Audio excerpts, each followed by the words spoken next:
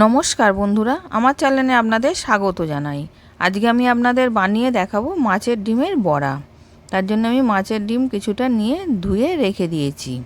এবার ওর মধ্যে আমি আধখানা লেবুর রস দিয়ে দিচ্ছি।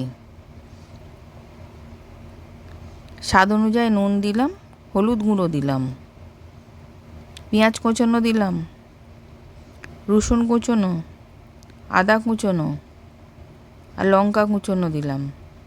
ধনেপাতা কুচিয়ে রেখেছিলাম সেটাকেও দিয়ে দিলাম। আর 1 চামচ বেসন দিলাম।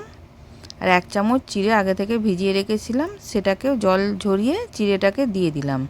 চিড়েটা দিলাম কেন, মাছের ডিমের বড়াটা ভাজলে শক্ত হয়ে যায়, ওটা নরম থাকবে, ওই জন্যে চিড়েটাকে দিয়েছি। এবার ওটাকে ভালো করে সব একসাথে মেখে নিলাম।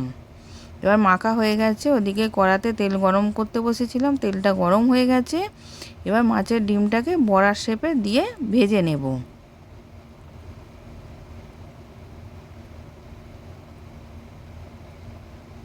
এবার এক পিঠটা হয়ে গেছে, আর এক পিঠটা আমি উল্টে দিলাম।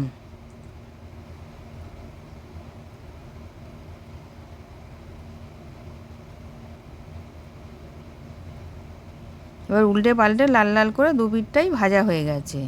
এবার আমি নামিয়ে নিচ্ছি।